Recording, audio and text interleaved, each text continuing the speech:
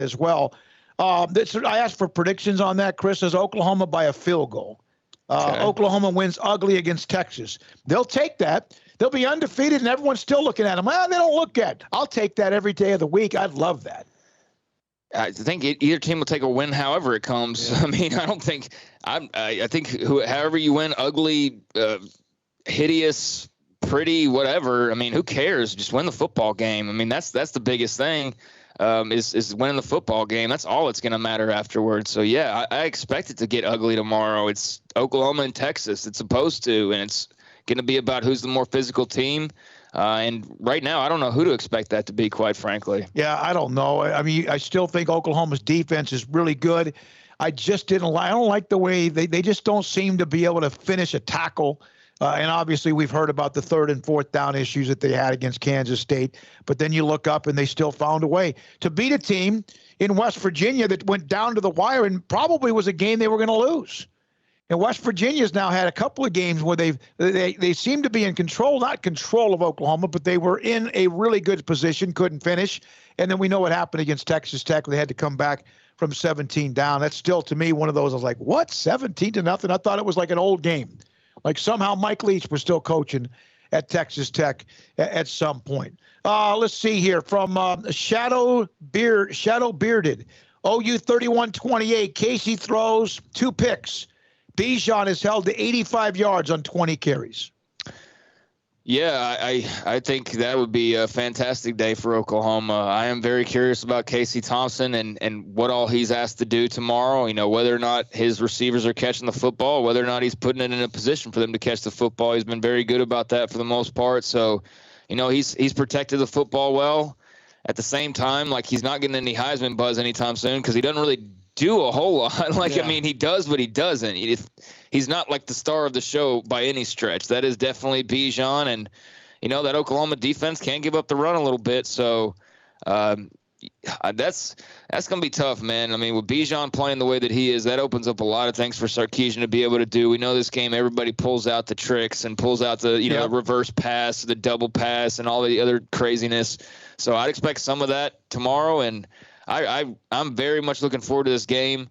I think I'm leaning Oklahoma as we draw close. Earlier this week, I was thinking Texas, but I am kind of going back towards Oklahoma at this point. But tell me any result tomorrow, and it won't really shock me. Yeah, quite frankly, I'm with you. I think. And look, there have been better Oklahoma and Texas teams matching up that have played terribly crappy games in this thing. Yeah, it is great matchups, and it's been a complete one-sided annihilation back in the early years of Stoops when he hammered Texas. Yeah, this is one of those rivalries that is one of the most difficult to predict because you could have one side like Oklahoma. Charlie Strong's team won. Charlie Strong's team won it, so it's hard to predict, and especially in this year, the Big 12, where Mac Brown in his final year beat Oklahoma. Yeah. So Mac Brown, and again, the last salvo for Mac. Yeah, that should have been a death blow for Oklahoma on Texas, and instead he ends up winning that game. Same thing with Charlie. Yeah. Tell them, this is from Chris. Tell them the loser of Texas and Oklahoma doesn't get into the SEC, and you'll have the greatest game of all time. That's a great idea. That's a very good idea. From Daniel, Oklahoma wins big. Rattler finally gets loose.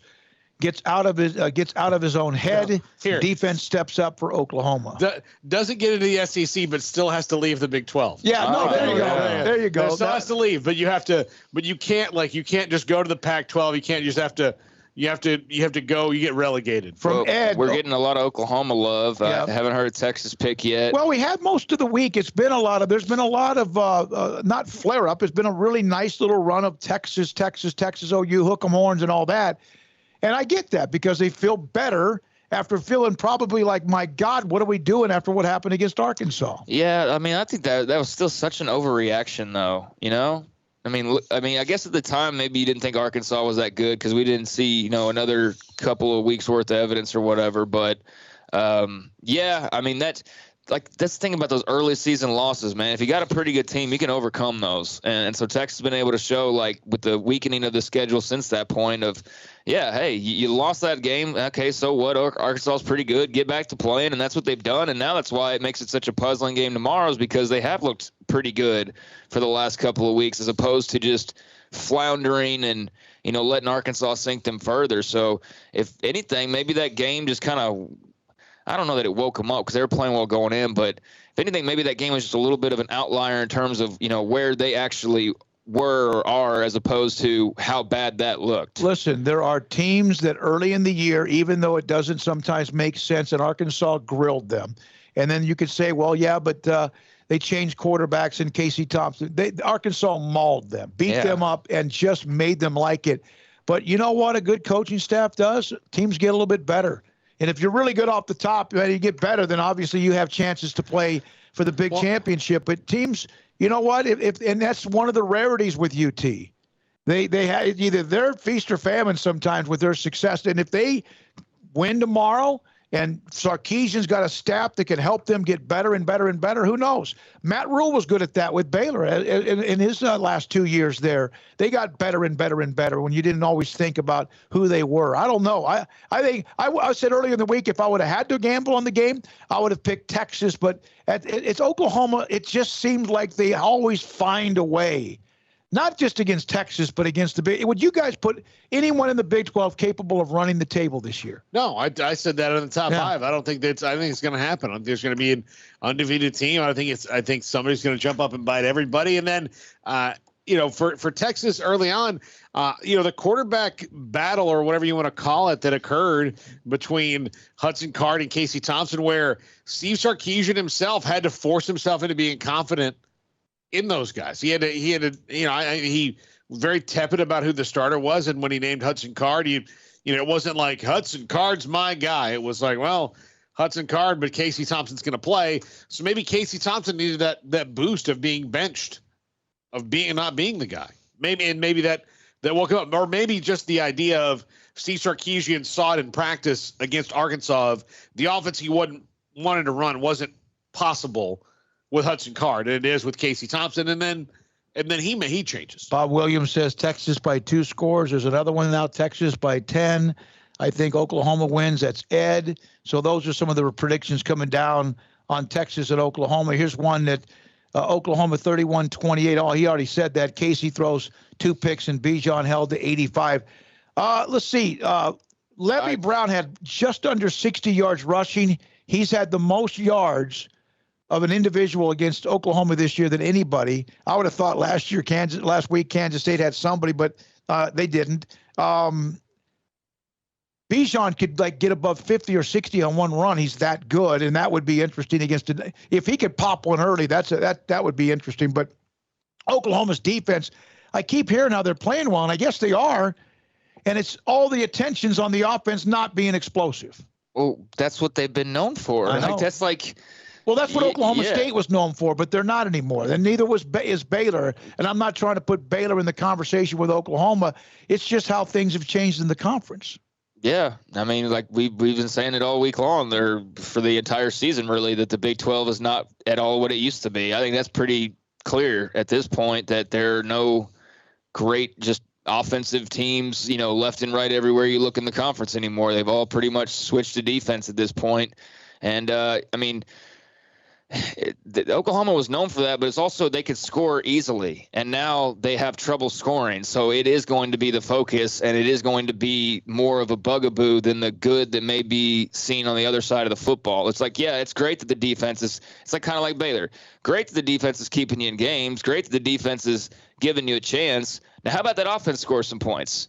Because that would really make things great, and that would make this a lot less stressful. Like, that's the problem, is the offense isn't always holding up its end of the bargain. Now, and there's also been way too much overreaction to that. I mean, in terms of, people piling on Spencer Rattler when it's, not necessarily all on him. But last week, they were able to run the football a little bit. Spencer Rattler looked better.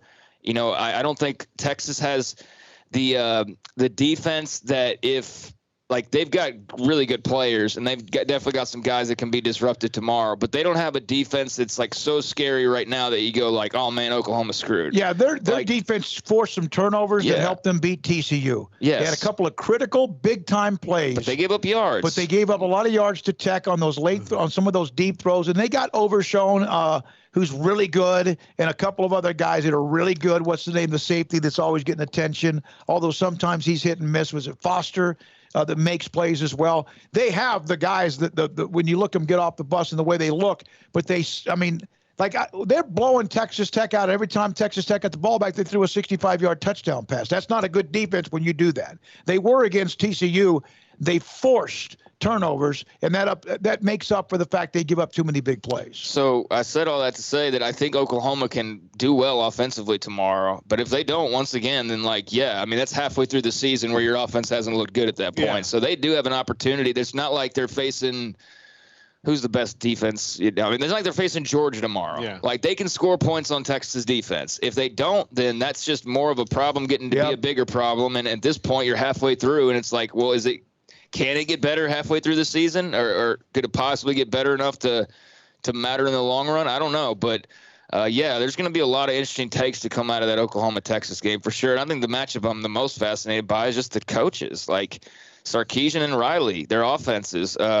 Sarkisian against OU's defense and Alex Grinch. We know that Texas is very happy so far. Is pleased with what they've got from Kwiatkowski. So, you got Lincoln Riley going up against him. So, yeah, I think those are brand new matchups we haven't seen. So I'm looking forward to seeing those. Mario Canales. Casey Thompson throws for 157 yards and runs for 110. Robinson gets 148 on 38 carries. Wow. And Texas wins 38-34. If Thompson does all that, and so does Bijan, and they only win by 4, that means they would have had – Oklahoma was limited. That's one of the things that's happened that limited the possession. That would also mean that Oklahoma gives up like 400 yards rushing, which is probably the game plan for Texas for sure. Man, that'd be a terrible day of defense. I don't know if he's gonna feed Bijan 35 times again. Well, because Gary Patterson will get on the phone with him. Yeah, but I just don't think that's probably what one thing about this rivalry, and it doesn't mean every year, but at time there was a stretch, especially in the 80s, and I know that's 30 years ago, and some of you weren't even born. There was a run there when the young star blue chip running backs had their moments. Marcus Dupree, Edwin Simmons, you saw them explode in that game. Remember Adrian Peterson, Craig, you and I were there. His first time to ever play Oklahoma, almost went 90-something. On his first carry, went about 50. The young phenom-type running backs have had their moments in this game. Is it going to be the big plays of Texas or the methodical, just kind of what they do with their running game with Kennedy Brooks and getting Gray out in the passing game will be interesting to watch tomorrow, Texas and Oklahoma. So let's see. It's kind of back and forth right now. It's kind of back and forth on who people. Johnny Hall, hook 'em. Thank you, Johnny. Appreciate that. On your chat room to us as well. All right, we're going to have listen. We've